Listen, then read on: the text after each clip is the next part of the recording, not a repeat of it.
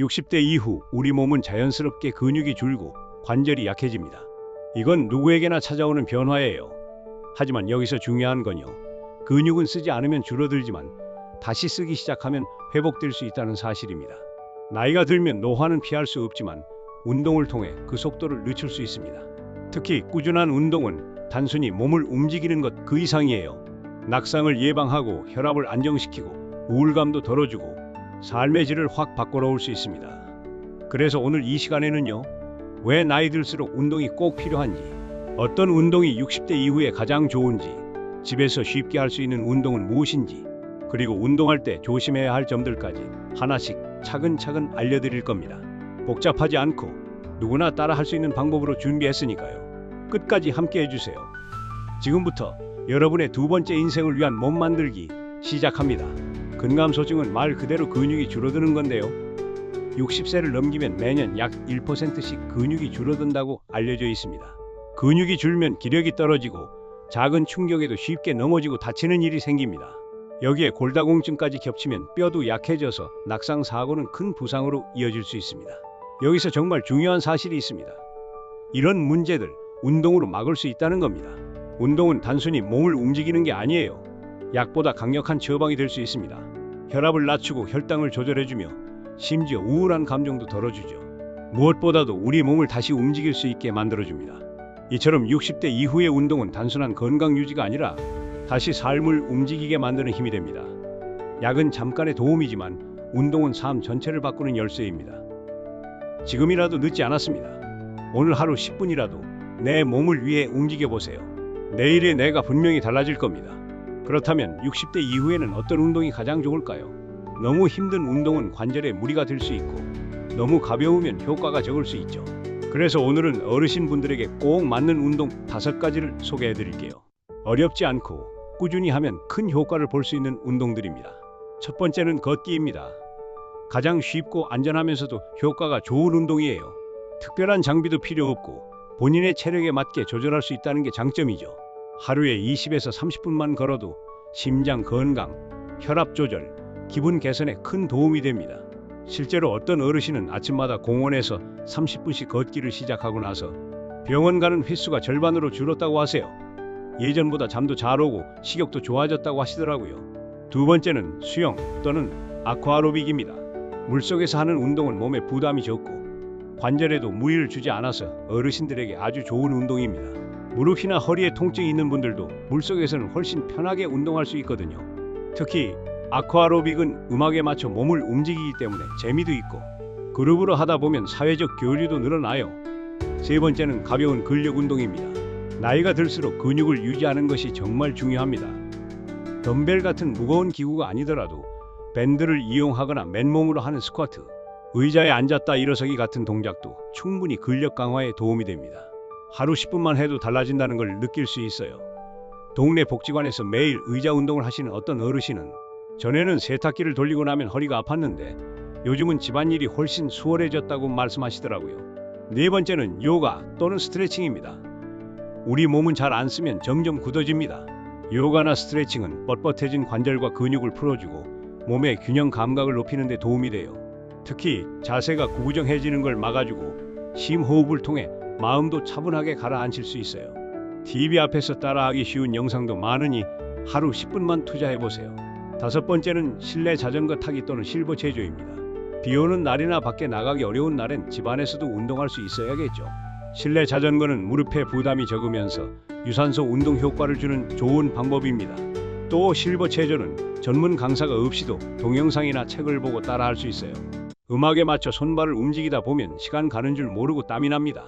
이렇게 다양한 운동들 중에서 내 몸에 잘 맞는 걸 한 가지씩만 골라도 충분합니다. 중요한 건 매일 조금씩 꾸준히 하는 거예요. 운동은 결코 젊은 사람들만의 것이 아닙니다. 오히려 지금부터가 진짜 시작입니다. 요즘 같은 날씨엔 밖에 나가 운동하기 쉽지 않죠.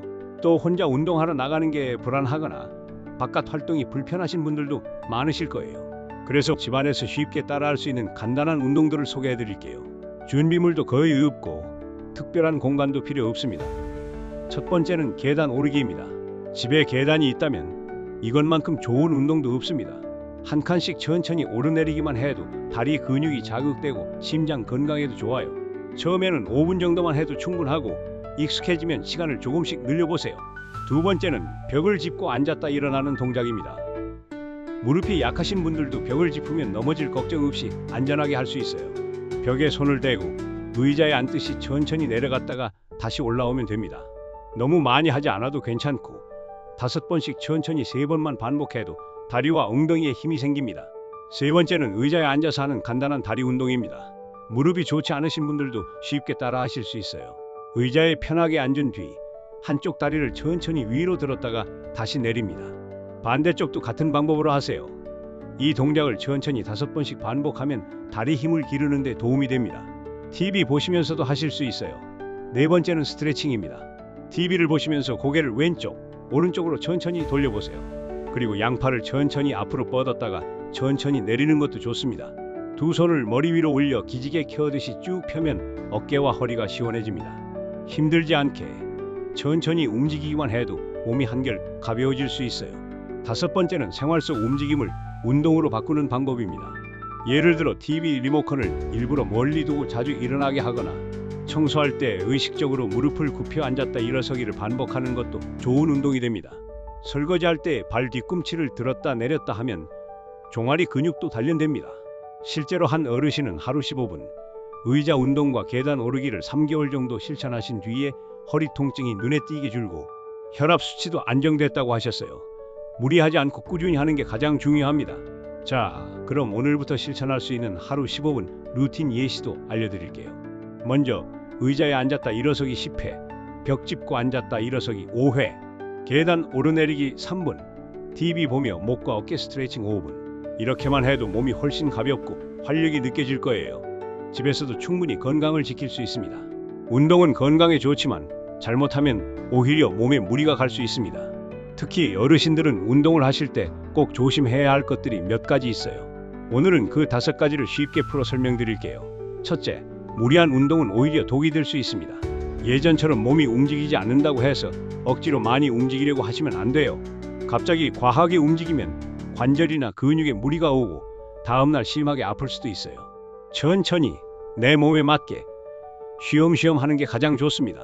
둘째, 관절에 무리가 가지 않도록 해야 합니다. 특히 무릎이나 허리가 안 좋으신 분들은 앉았다 일어날 때도 조심하셔야 해요.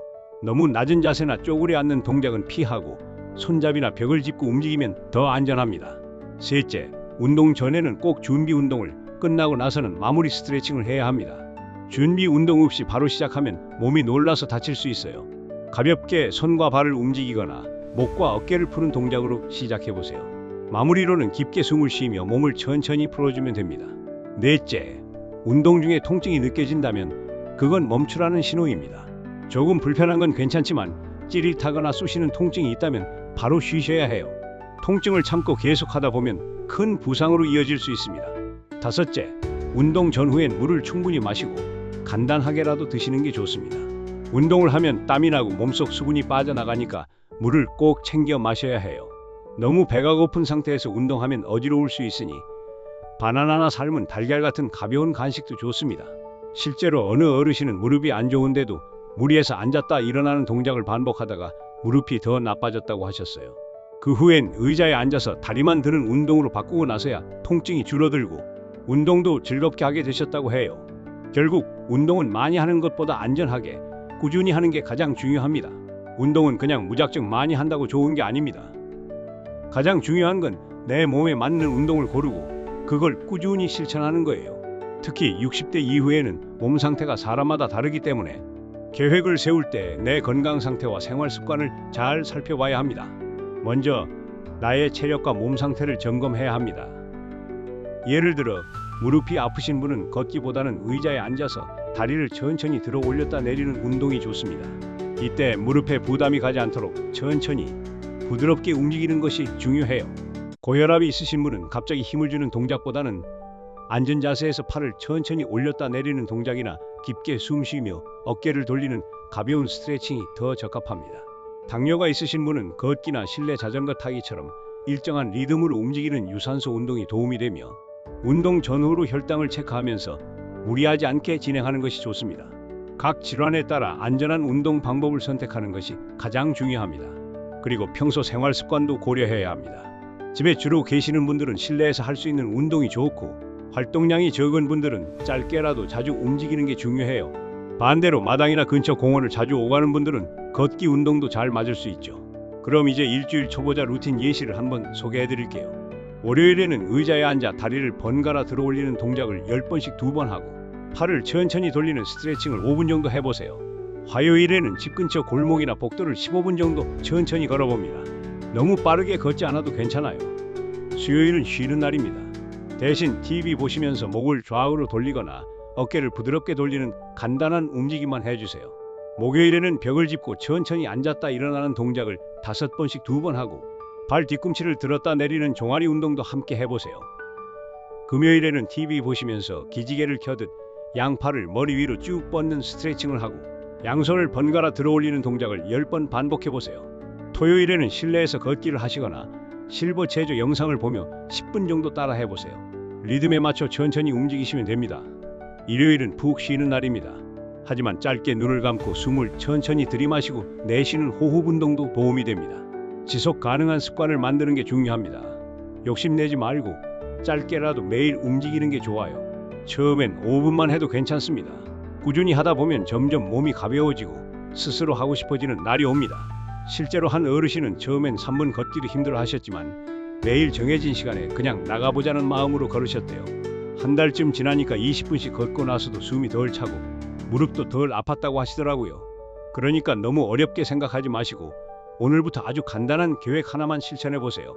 내 몸은 내가 제일 잘하는 의사니까요. 자, 오늘 이야기 잘 들으셨나요? 지금까지 말씀드린 내용의 핵심은 아주 간단합니다. 운동은 우리 몸에 꼭 필요한 약과도 같습니다.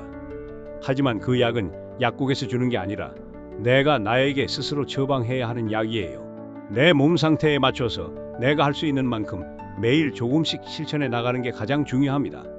무리하지 마세요. 대신 포기하지도 마세요. 오늘 5분 움직이면 내일은 7분, 올해는 10분이 될 수 있습니다. 그렇게 내 몸이 변화하고 삶도 달라집니다. 혹시 오늘 들으신 내용 중 궁금한 점이 있으시면 아래 댓글에 남겨주세요. 더 쉽게 설명해드리고 여러분께 꼭 맞는 방법도 알려드릴게요. 그리고 이 내용이 도움이 되셨다면 좋아요 한번 눌러주시고 구독도 부탁드립니다. 다음에도 여러분의 건강에 도움이 될 수 있는 좋은 이야기들로 다시 찾아뵙겠습니다. 우리 모두 내일도 건강하게 한 걸음씩 함께 걸어가요.